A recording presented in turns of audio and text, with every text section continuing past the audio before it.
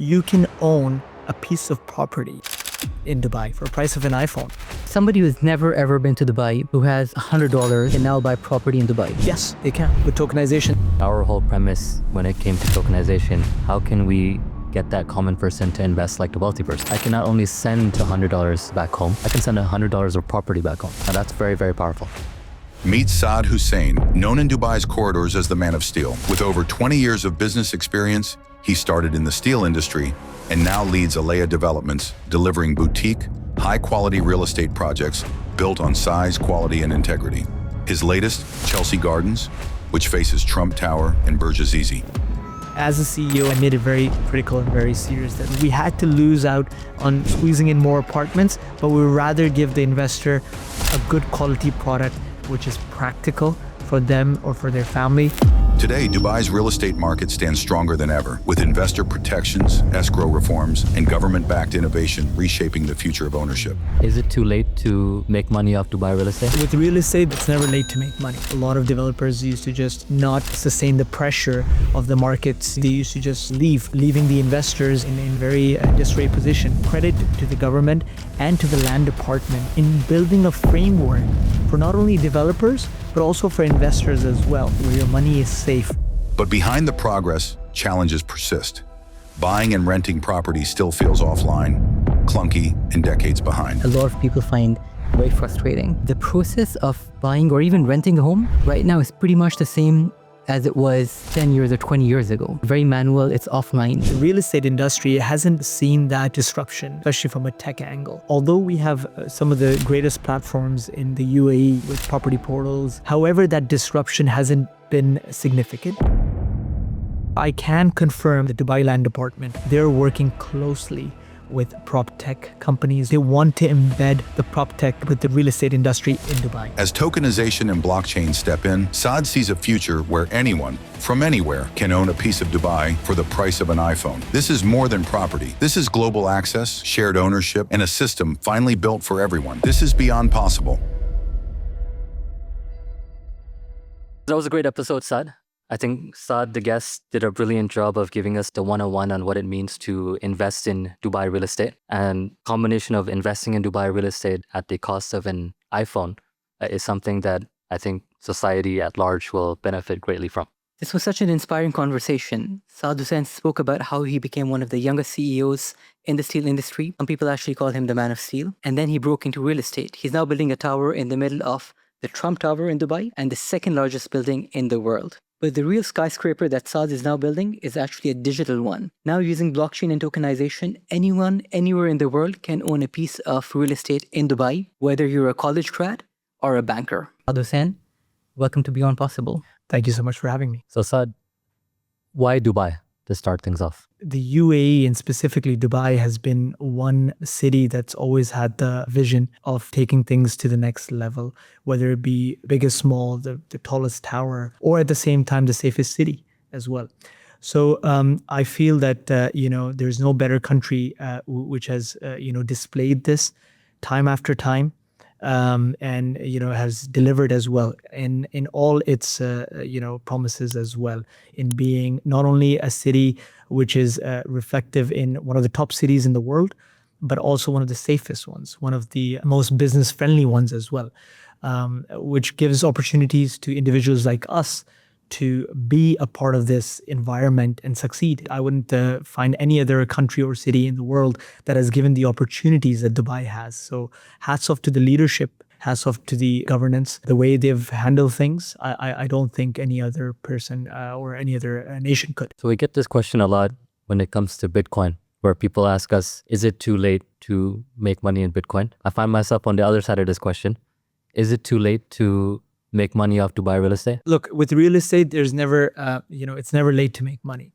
It's a long-term asset, I believe, for any individual. I've been in Dubai for the past 2 decades, I would say 20 years.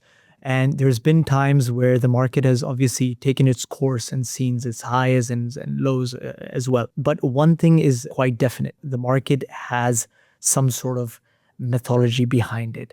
And at the same time, if you see all the launches, everything that has been launched in the past 2 decades has seen its might of prices being high, prices stabilizing. I feel that the country itself has also learned a lot over the past few years and made it very friendly for investors, created an ease for new investors to come in. There's always opportunity. It's never too late. I do feel even now when prices are at its, definite peak, as some agents and some developers will say, I still feel there is space. It is still undervalued compared to many of the major cities in the world. I would give Canada as example. I would give England's example. For a price, you could get something small over there. You could get something of substantial size in Dubai. So the value is still there. But let me ask you, man, I mean, we've heard crazy stories growing up of people making a lot of money off Dubai real estate. Are those days over? No, I don't think so. No. I think when you've heard people make money, I think a lot of people have made money coming in and buying a piece of property and, paying a little bit of percentage and then flipping it, right? So, but I think the country and Dubai itself is moving away from that flipping nature, that flipping mindset. I think now people are more retaining the properties and looking at long-term plays, which has, rentals, annual rentals, short-term rentals, holiday homes, seeing their asset grow in value, building a second home, building a second safe environment. So Dubai is definitely a place where not only have people initially probably made a lot of money, but now they're looking at Dubai in a different light, in a way that, wow, we could actually spend our life here. Our kids could go to school here. It's safe for us. There's opportunity over here.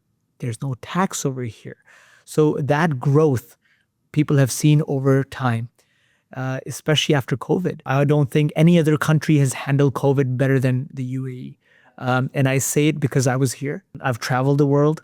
And I can confidently say that there's no other country that handled COVID better than the United Arab Emirates. The way they handled it, the way they, kept everything under control, the way they treated their citizens, the way they handled the markets as well. Every country took its time to bounce back. Dubai was the first to bounce back, just because it showed that we are open for business.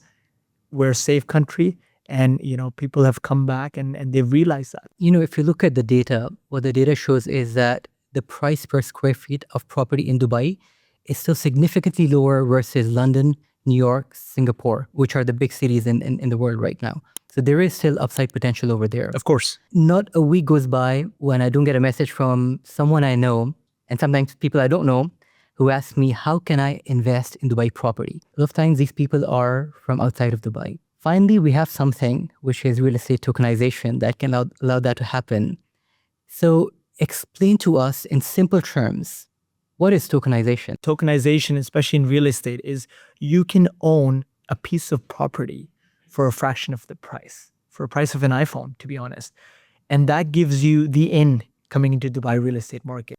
Investors or new investors who don't have the full potential or the capability of coming in and owning a piece of land or owning a piece of a property, of an apartment, of a villa, and they want to still be a part of this, whether it be for investment gains, whether it be for a return on their investment. And this tokenization platform will give the investor the ability to take a piece of the entire platform. So somebody who's never ever been to Dubai, who has, let's say, $100, can now buy property in Dubai. Yes, they can. Yeah, with tokenization, they can. And I know Fasset just announced recently a partnership with Zan Bank and other partners to tokenize real estate. Raafi, how does this kind of fit in within the overall mission of Fasset? Our mission, Saad, as you know as well, having discussed Fasset for a number of years with you, is how do we give what I call our people from Morocco to Malaysia an opportunity to own a piece of the economy that is not linked to their local economy. The secrets of wealth creation come from diversification. And what we found in our markets, if you take Pakistan as an example we like to give, is that the majority of the common men and women can only invest in a Pakistan-linked asset, right? Which means that for better or for worse, their wealth follows the same trajectory as Pakistan's economic curve. Whereas wealthy people, no matter where you are, you could be in America, you could be in China, always have the ability to link their wealth to the global economy. and to have some of that in the local economy, to have that in different sectors like real estate. So our whole premise when it came to tokenization, not just of real estate, but for all different types of asset classes, is how can we get that common person to invest like the wealthy person? And part of that is getting fractions of Dubai real estate, where, I mean, you would know better than us, many wealthy people around the world have owned Dubai real estate at some point. So why can't the average person? Yeah, no, I completely agree with you, Raafi, especially on this part where you mentioned that every single person should have the opportunity to be a part of different asset classes, real estate being one of the most stable ones. And I think with Fasset's platform, it just gives them that opportunity, whether they be in Bangladesh, whether they be in Pakistan, whether they be in Indonesia, wherever around the world, they have now a window to enter and take this asset class on board, which is an excellent concept. Ultimately, tokenization is just a 100% transparent reflection of what is the real world status of any asset, right? So what I wanted to focus on, I know I'm diverging away from the questioning a little bit, is why Dubai real estate still has a strong thesis of investing. So we talked a little bit about that, but you also mentioned that over the last few years, the property sector and the government here have made it even more friendly for investors to invest. Can you walk us through that? Over the past 2 decades, the real estate industry in Dubai has really evolved. How has it evolved and how has it made it more friendlier for investors and safer for investors as well? Now there's escrow accounts in place. Now there's your developer has to be registered. Your project has to be registered. Money that comes in from any investor goes into escrow account and not into the developer's pockets. That was a huge void before that Dubai had to tackle. People used to run away. People used to run away. A lot of developers used to just, not sustain the pressure of the markets being fluctuating, and they used to just, leave. Leaving the investors in a very disarray position. So I think credit to, obviously, again, to the government and to the land department, who's obviously worked closely with the government in building a framework for not only developers, but also for investors as well, where there is escrow in place, where your money is safe, where your money is going into an account which funds the construction, and after the construction is done, then only the developer takes the money out and stuff. So that's a huge thing which Dubai as a city has overcome. In other countries, laws are usually done over time. Keep in mind, Dubai is still a fairly newer city. And, the way they've adapted this is excellent. They've built this framework over the number of years, and it's a very solid foundation that they've built where the investor feels very secure now. The next step for our own journey when we think about tokenization is that, real estate is a prime segment. Our thesis for our market, if you think about Morocco to Malaysia, is there's a lot of young people, right? Probably the youngest demographic is in this belt of Morocco to Malaysia. At the same time, we're living in this, societal megatrend where house prices have far outstripped the pace of growth as compared to salaries. So what that's meant is that for the first time, the average, even well-to-do young person cannot afford to buy his or her first house. Right? Which is where this element of tokenization comes in, because at the end of the day, even culturally, as you know, everyone wants to own a piece of property, whether it's for marriage, whether it's for their kids. Without tokenization, obviously very difficult. That's the first part of this thesis I want to kind of lay out very clearly. The second part is, okay, if real estate is going to be a prime asset class as it's always been, it can no longer be accessed by the common, even well-to-do person in our markets. Tokenization is the way. The rest of it really comes down to where. I think we've historically talked about Dubai being amazing. Now, when you come into Dubai, it's something that I never experienced growing up in LA. The first thing that you see is that do you go ready-made or do you go off-plan, right? Now, walk us through that. What's the thinking? What should a person keep in mind? Well, obviously, we're thinking from a lens of tokenization where someone is outside of Dubai. How do you kind of reconcile everything, and what do you advise? While purchasing your property, you have 2 options, either off-plan or ready. Off-plan properties would always give the investors the chance for some capital appreciation.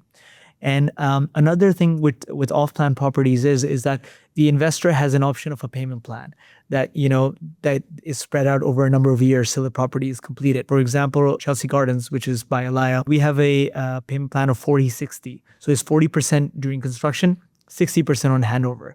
that really doesn't put a lot of weight on the investor financially. And how did you come up with that? There's a lot of payment plans out there. Usually it's spread out between 60-40, 70-30, or 80-20. 40-60 actually sounds pretty good. Less financial pressure, less on an investor. Like you mentioned, property prices have escalated. However, inflation has escalated at the same time. Salaries haven't really gone to their marks as well. So we also had that thought process in mind, looking at our investor as well, that it could be a new first-time buyer. It could be an investor. So they also enjoy that capital appreciation on the 40-60 as well. Off-plan has its own benefits. You have your capital appreciation, you have your payment plan, and slowly you can see the progress of the building as well. Historically on off-plan, are you guaranteed capital appreciation? Well, I wouldn't use the word guaranteed, but you are, looking at a capital appreciation till the property is handed over. So once the property is handed over, you're looking at a good capital appreciation. And why is that? I feel that because you're coming in at an entry point where, you're going through the process of the construction and everything, you're not buying into something which is already ready in an established community, possibly in an established area. That's why if you notice in the UAE and in Dubai specifically, areas which are now fulfilled, whether it be your downtown or whether it be your marina, Dubai Marina, which are classified as areas which have been now fulfilled to their capacity. People start looking at other new upcoming areas. So Dubai South is a great example where the new airport is coming. So getting in there right now at an entry point level and waiting for the construction to be completed, waiting for the community to be completed, you're looking at a significant capital appreciation in communities which are upcoming right now. So let me double click on that. And I just want to kind of finish this line of questioning is that, when I'm thinking off plan, right? Let's talk about your property. I'm thinking there's a 40-60 plan. I get to eventually basically put 40% over the course of 16 months. Over the course of a year. Yeah, a year? Okay, yeah. a year. And then at handover, I got to pay 60 months. But let's look at that 40% over the course of the year. Now, I give 40% over the course of the year. I'm expecting capital appreciation. Let's assume that that's coming. But as a consumer, as a buyer, I'm debating, okay, do I go with Saad's ALAIA properties 40% over 1 year, I get capital appreciation? Or should I go with a ready property, I buy that and I get rent from it during that 1 year? How do you reconcile? Because this is an honest question that I have when I think about it, because I'm thinking that I can just buy a ready property, put it on rent and make some money at that time. Does it average out? How do you look at that? Well, yes and no. I mean, it does average out in some ways it doesn't. I feel like when a person is investing and going on a payment plan, for example, of a 40-60, we as developers have given them the go ahead that after 30%, after they've made the 30% payment, they can even sell the property. So in all honesty, all their capital is not stuck up. Compared to a ready property where you have to put up the cash up front or the mortgage, or if you are going down that route, but you have to put that all up front. In areas where the rental, your ROI is significant, that's again a long-term play where you can retain the property, and then over the next 10 years, 15 years, the property pays for itself and then it tries to become an income stream for you. With off-plan, it's a completely different play where it's more capital intensive rather than an ROI base that you are focusing on. With an off-plan, you come in, you make your payments 10%, 20%, 20%, and then you have the ability to sell it after for a 10 or 15% appreciation. And just to give an example, if you buy a property for 1 million dirhams and you put 400,000 and there's a capital appreciation of 20% or 30%, you're walking out with your 400,000 plus 200,000 on top as well. So a lot of investors look at that angle as well, rather than the long-term play of letting the property to be finished and then putting it on rent for an 8% ROI, up to 10% ROI, depending on the area and depending on short-term and long-term. Now I want to kind of get to the impact of tokenization with that context in mind. So typically what you just mentioned is I put that 400,000 dirhams in a 1 million dirham property, and I'm doing that over 12 months. Now, historically, or let's say traditionally, that 40% I'm putting in is technically locked, because am I allowed to sell that? You can sell it after 30%. After 30%. Now, when we tokenize it, technically I can offload those tokens.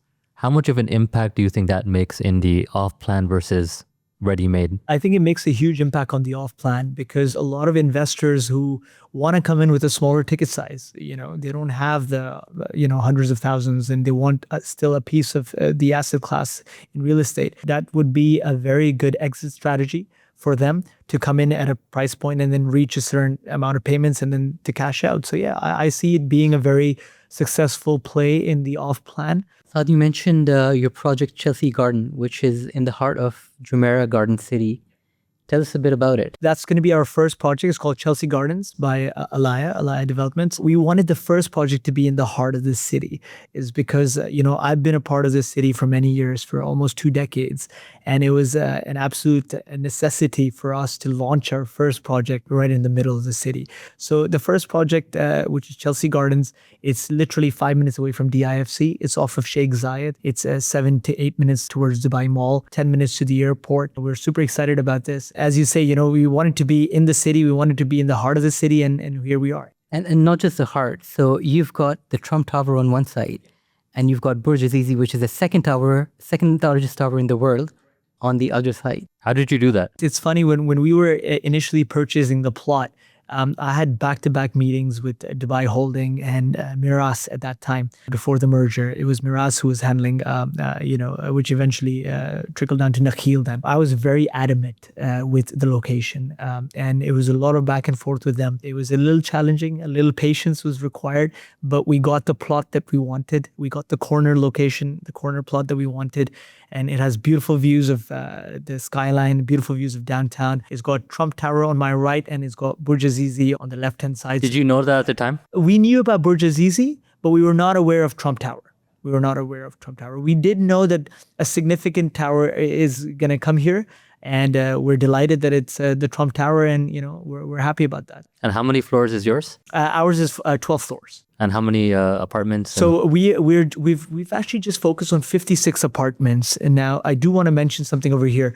We had the opportunity of creating more apartments, but as a CEO, I made it very critical and very serious that look, we need to give the investor a good quality product, but at the same time, the space as well. We always felt as investors that as the years are going by, the apartment sizes are getting tinier and tinier and tinier. You know what I mean? We didn't want to be in that position as a developer for our investors. So all our properties, our studios, our 1-beds, 2-bedrooms are significantly bigger than the average sizes. And we're very happy about that. We had to lose out on squeezing in more apartments, but we would rather give the investor a good quality product, which is practical for them or for their family or for the investor. So we focus more on sizes. So we have 56 apartments, and we have a beautiful infinity pool on top. We have indoor, outdoor yoga studios. We have a beautiful gym, which overlooks the skyline. We have a courtyard for families and for kids to use as well. We have a kids play area, and we understand that, all these things are very much required in today's buildings. So we've provided all that. Our emphasis has been on quality, and we will keep on delivering only a quality boutique development. That's what we're going towards. You've touched a bit upon this, but I wanted to ask you, there are so many developers in Dubai now. How is ALAIA different from everyone else? Yeah, look, I get asked that question a lot, and there are a number of developers that have, come up in the market, and we would want to differentiate ourselves from them in a couple of ways. Our emphasis on quality is our core.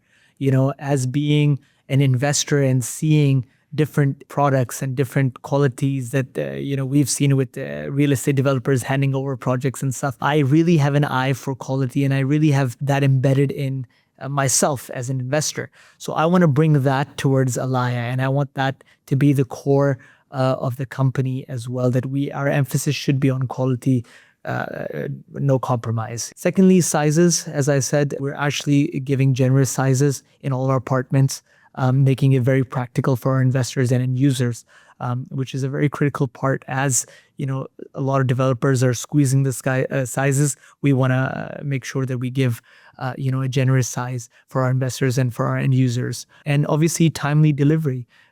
We want to make sure that we deliver our products on time, if not before, maintaining the quality and maintaining that standard. So if I'm an investor in an ALAIA development, what can I expect in terms of progress updates? How frequently will that happen? I would say every 45 days, we have drone footages for our investors.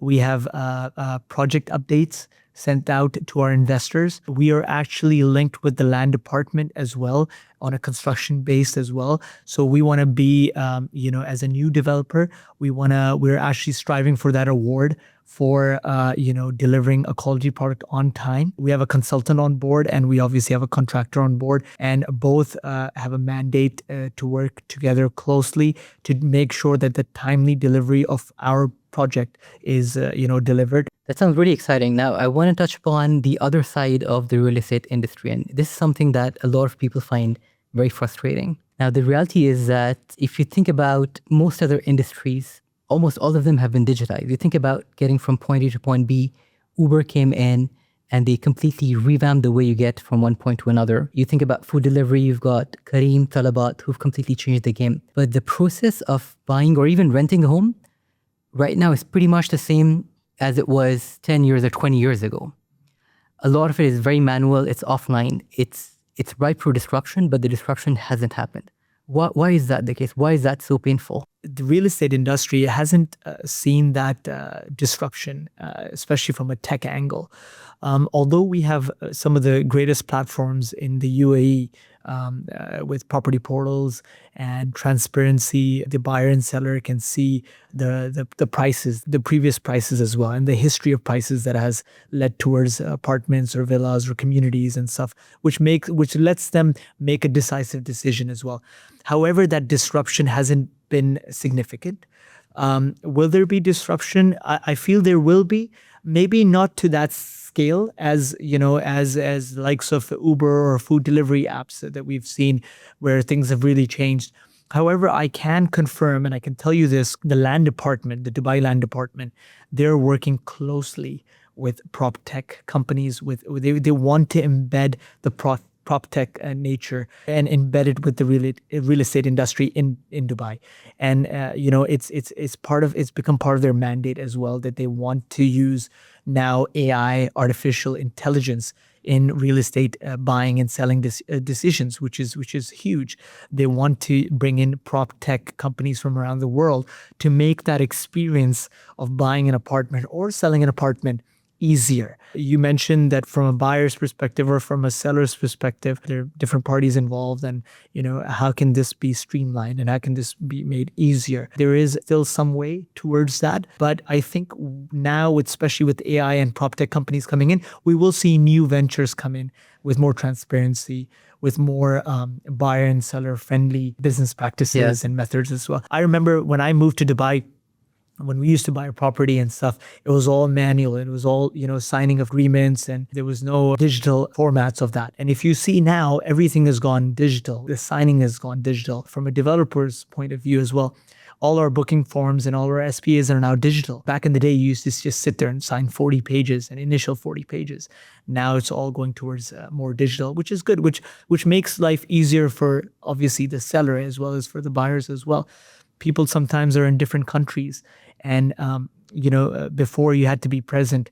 Now the land department and the government of Dubai has introduced online notarization, online power attorneys. So that's also made it quite easy for buyers and sellers to deal in property purchases or selling.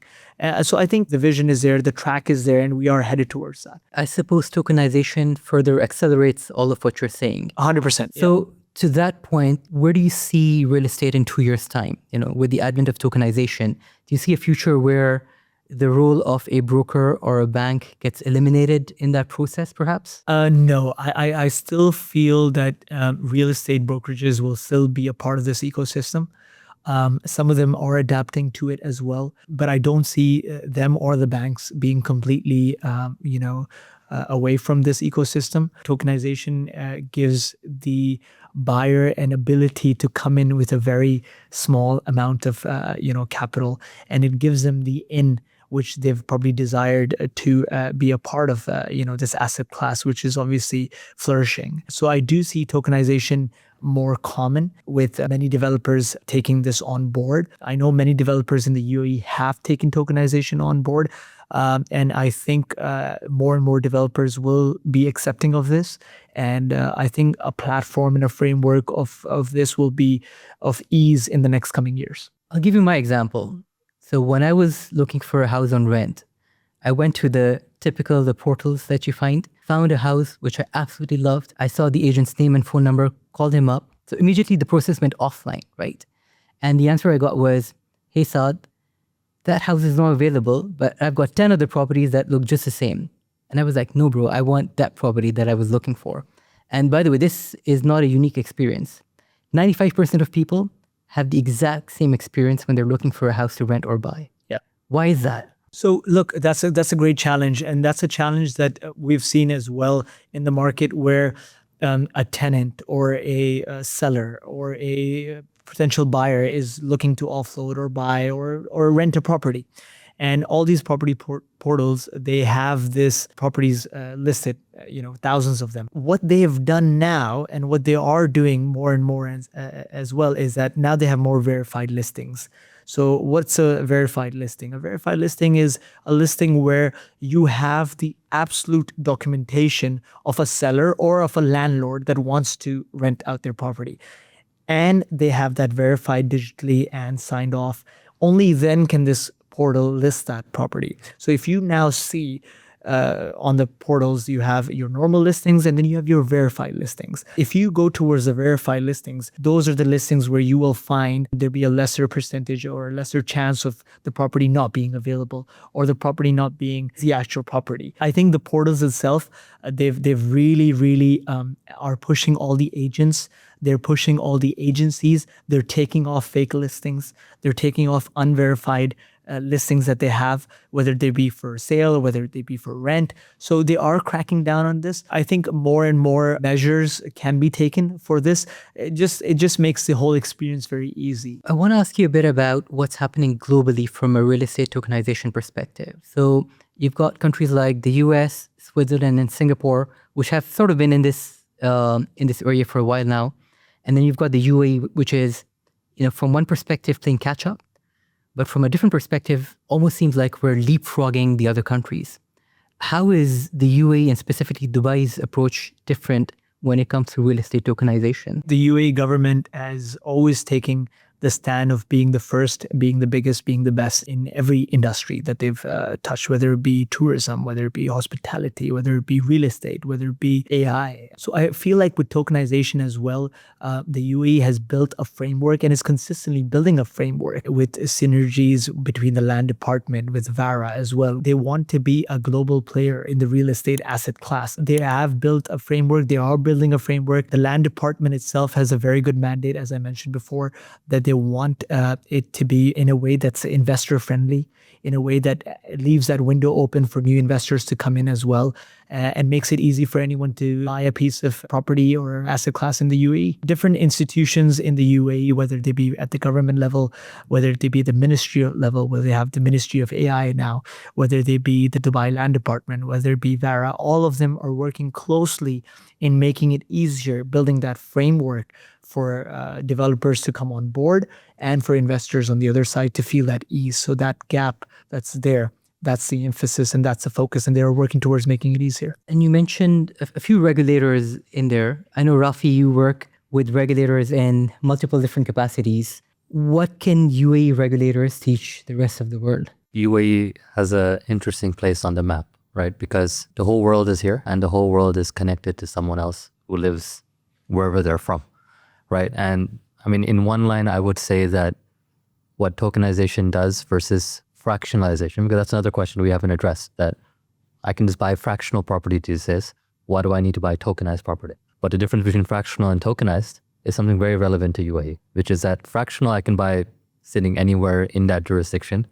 But what tokenization does is that for the first time, if I'm a blue collar or even white collar worker in UAE, I can not only send back $100 back home, I can send $100 of property back home.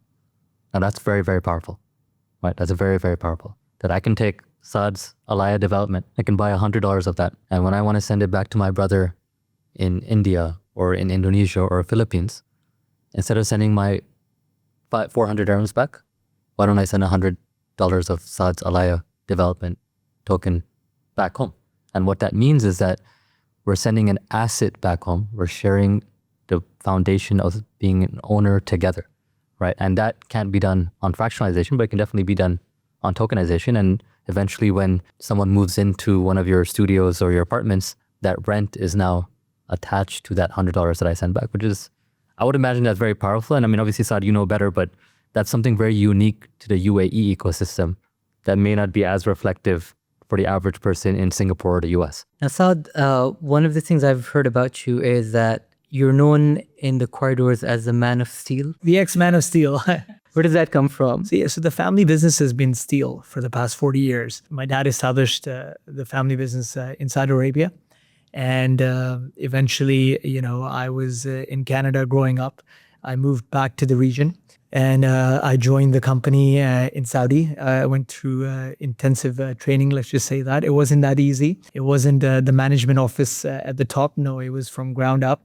So I was at the factory level first. Tell us all about that. I want to hear more. So it was actually quite interesting because when I moved back from Canada, I was like, all right, where's my office? Where's the corner office? Where's the beautiful view? And where's my assistant? And all that. But it wasn't like that, So my dad has been obviously a role model for me, so he's taught me how to grow as an individual from ground up. And I've cherished that and I've kept that with me throughout in every business venture that I do. So when I reached Saudi, I was a part of the company. It was always from the ground up. So it was from the factory level. So seeing how production is done, seeing how steel is manufactured, the cutting, the bending, the threading, all that. And then from that level, when I was at that level, I was like, okay, fine, I'm done this. Let's just go on to the beautiful office and stuff. He said, no, you just got to go one floor up. So I went one floor up and that was the admin office. And that's where I learned stuff about, the admin and sending out faxes back in the day, sending out emails and sending out quotations and everything. So I was like, okay, now I've learned this. Now can I finally get to the management level, to make these decisions? He was like, no, you got one more level, and which was sales. So then I had to learn sales. And then eventually I went towards the management. So it was an interesting process. It was a learning process for me, which I'm very, very thankful because it taught me so many different levels. That was quite knowledgeable, quite a lot of knowledge for me. And then after that, we expanded and we had 2 factories in the UAE. Slowly, I was obviously diverting into real estate. I always had a passion for real estate. Real estate has been very close to my heart, buying and selling at a very young age. Especially when I moved here, the markets were, quite different back then. Like Raafi mentioned, a lot of people made a lot of money. So, I was quite excited about being a young guy investing into real estate in the Dubai market. Saw the ups, saw the downs as well. So it was quite a journey. After, years and years of investing, we finally thought that now is the right time for us to get into development. And development also in a very boutique manner where we focus, again, as I mentioned, on quality and giving the consumer and giving the customer what matters the most. Focusing on quality, focus on timely delivery, focusing on practicality, making the apartments of the right size and, focusing on all those things that check mark for an individual or for a family. So it's been quite the journey from being a man of steel now to being, I guess, a man of real estate now. So and we're very happy with where we are, and we can't thank the UAE, thank the government, thank the leadership, who's actually given the opportunity not only to myself but to everyone. And that opportunity has come with a lot of business-friendly environment created by the government. Leadership has made it very easy for new investors to come in, new developers to come in. And at the same time, they have made it very, very strict for developers to also follow, the timelines, to follow the escrow accounts, to safeguard the investor as well. So it's been a perfect match that the government has done. Last 10 years, because I'm obviously a innocent bystander in this. I've seen from a regulatory perspective, from an investor safeguarding perspective, Dubai has done a phenomenal job. and it's increased confidence, it's increased professionalism. Would it be fair to say that was the theme of the last 10 years? Yeah, that was. Right. I would assume that we would agree that the next 10 years, especially with what DLD just did, is tech. But if you were to summarize, let's say, 3 areas, tech being one of them, that you see the next 10 years of Dubai real estate, what would they be? Tech plays a huge part in the next coming years for the real estate market, for developers, for real estate agents, and for government institutions as well, for making the whole process easier, to tokenization, where you are giving individuals an opportunity to buy into the real estate asset class. I do feel that the next 10 years is just going to make it more friendlier for all parties involved, including banks as well, which also play an immense part in this whole ecosystem. What's the craziest thing you believe will become normal in real estate by 2033? This is my take on this. And I really feel that the concept of wellness is something that we are taking forward, as you asked, that what entails for ALAIA's future. So ALAIA is definitely going to focus more towards wellness and lifestyle. We've seen a lot of developers over here done phenomenal jobs, variety of aspects that they've attached themselves to. We as ALAIA would want to focus on wellness now, focus on communities, building a wellness aspect where we focus more on the consumer health aspects, and living longer, and focus on fitness, and focus on just taking a time to just embrace nature. So we are going more towards the well-being and wellness aspect for our future, and I feel that the UAE is also very much focused on that, with more green spaces. You will see less of a concrete jungle with the new upcoming communities, with the natural water features, with the natural greenery around. The nature aspect in a community coming forward is absolutely the way forward. I don't know if you would have the answer to this question, but how many property developers actually live in their own property? Not a lot, maybe some. Would you live in your own property? I would definitely live in my property. I would definitely recommend, even my family to live in my property as well. We're firm believers. If we cannot live in our own property, we can't sell it. But you're saying most property developers don't. Some of them don't. I think some of them probably have. I believe some of them do have is as a saved asset, but I'm not sure if they do live in it. But we would definitely live in our property. We would. So Saad, I want to kind of come to an end, but ask you just some basic investing in real estate questions. Like, I want to emphasize that tokenization doesn't change the dynamics to that extent of what the underlying asset is. Some common questions I'm actually honestly asking you, just for my own edification from your decades of experience in real estate. So quick questions, quick answers. If you're 25 years old, should you be saving up to buy your first house to live in? Or should you invest in an apartment as an investor? I would definitely go the investing route, see how it is. And tokenization will give you that aspect of you investing a small amount and then reaping the rewards for it. And, that would eventually open more avenues of you finally owning the whole asset. So yes, I would definitely go down the investment route. In this time and age, especially thinking 10, 15 years down the road, everything's tokenized, theoretically everything's liquid. Should you aspire to live in your own fully owned house, or should you just continue to be an investor and rent? I feel that having your own house is, it just grounds you. It gives you that stability as well. So I would say that eventually when you have, accumulated enough, then I think having your own habitat or having your own house would be the ideal way. So it grounds you, or do you say from a financial sense, it's the right move, or are they the same? Well, they're a little different. From a financial perspective, sometimes people would not want to put all that capital in and would rather use that capital, rent, and then rather use that capital. Stay liquid. So it just depends on a person's capability and a person's where a person is in their life, to be honest. I always do feel that if you've accumulated enough and if you are at a point in your life where you can possibly own a home, which is fully owned by you, I do feel that you should have that as an asset. I like the choice of words so you said it grounds you. And when I asked someone else the same question, the words they used were, it constrained me. So I think it's just a different way of looking at it. It's an age-old debate, right? I mean, historically, culturally, everyone's like, own your Do you house. rent or do you own? Do you rent or you own? So, I mean, each has their pros and cons, to be honest. You're more financially liquid when you have not put in all that money into your asset. But at the same time, like I mentioned, it does give you a base. It does ground you as well and having a house. Let's consider Dubai for the context of the next question. Commercial property or residential property? That's a great question. I feel commercial property in Dubai is still very scarce, to be honest. There are not a lot of good A-grade towers. And I feel that there is still some space.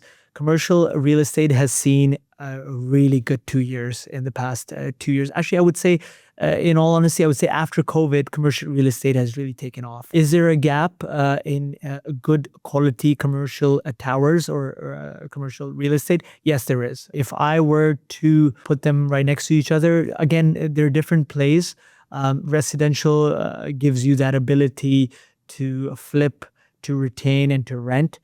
With commercial, it's more of an ROI, a rental. What kind of ROI these days? With nowadays, you're looking at up to 10% in commercial properties, depending on what your entry price was. Obviously, if your entry price was significantly lower and your rents are right now, rents have really exceeded where they were for many years. But commercial real estate is a very, very good option. It's a safe option. Villas or apartments right now in Dubai? Wow, that's a very good question. So our projects are mainly residential towers. However, we're looking at now residential communities. So when I mentioned that, we're looking at more townhouses and villas. There's no right or wrong answer to this, to be honest. I think residential towers has their own benefits, has their own pros. People after COVID have tended to lean a little bit more towards space. Which gives them a backyard that they can go and have fresh air, have that feeling of a community where they can go for walks. There is, again, a lot of development happening with community style living, which is villas and townhouses. But that doesn't mean that residential towers aren't being launched every day. It does come down to a supply and demand factor. The supply for residential towers is significantly higher than villas and townhouses. And looking at that trend, we are looking at a residential community for ALAIA that we are looking at very seriously. What's been your best investment so far? And also what's the worst investment? To be honest, and again, I will give credit to the general market of the UAE and specifically Dubai. I wouldn't say there hasn't been any wrong investment, in all honesty. We've tried timing our investments as much as we could have. We've picked up land in Dubai Hills for 350 dirhams a square foot, where now today it's sitting at 2,000 dirhams a square foot. If you want to consider that as being one of our good investments, then yeah, that's the one thing about Dubai that, I really appreciate. That, there is never a wrong time for anything. Especially in the real estate market. People say, oh, I wish I've started earlier, or I wish, back in the day, or I'm waiting for the market to crash. Sounds like Bitcoin, man. So every market has its cycles, as everyone knows, whether it be the stock market, whether it be the real estate market, whether it be Bitcoin, as you mentioned. Dubai strives on giving opportunities to individuals who are already part of this ecosystem and for new people coming in, to make them comfortable, to give them the ability to have some capital appreciation, to come in and have a slice of, what everyone's talking about, the Dubai's real estate market. If someone listening today has 5,000 dirhams, what's your advice for their investment into Dubai real estate? Yeah, I mean, if they want to go towards the tokenization aspect, I think that's a great way to have some skin in the game. It's the price of an iPhone that they're getting a project, or they're getting an apartment, or they're getting a piece of land or a piece of a villa. And that will definitely open up more avenues of them, taking more investments and taking in, future investments for themselves and for their families as well. So I think it's a great idea for them to taste this, and have some skin in the game. Saad, you became CEO at a very young age. You're one of the youngest CEOs in your profession. For the builders who are listening to you right now, what advice do you have for them? I started when I was 20 years old, and I was in Jafsa as among one of the youngest CEOs, and I had this piece of land that I had to develop this factory on. It was a very interesting experience because I learned a lot throughout at a very young age, being out in the sun. And from ground up, like I mentioned, that my father has always embedded this in all of us, to be honest, in all of us, that you should start from ground and build it up all the way up. So it was a lot of learning that was associated with it. My recommendation for anyone starting out young is just keep your focus, do not get distracted, work hard, work smart, and take chances. Dream. I used to. I'm a firm believer in dreaming big. I've dreamt big all my life, in all honesty, and I feel the bigger the dream is, the bigger the chances of you achieving it. So for people who are watching us right now, how can they follow your journey and follow ALAIA? We're quite excited about our journey with our first project and for many to come. As I mentioned, that we're not only expanding the UAE, but we're expanding in the region as well. ALAIA Developments is on social media as well. And we've just done a few press releases and some more to come out as well. So we're quite excited about the journey, and there's a lot of big announcements coming very soon. Great, that's exciting. Saad, absolute pleasure to have you. You dropped some real gems today. And I think, a lot of our viewers and ourselves will be looking at this, trying to glean more insight on how to invest via tokenization, but also make the right decisions in the real estate space. Well, thank you very much for having me, Raafi and Saad.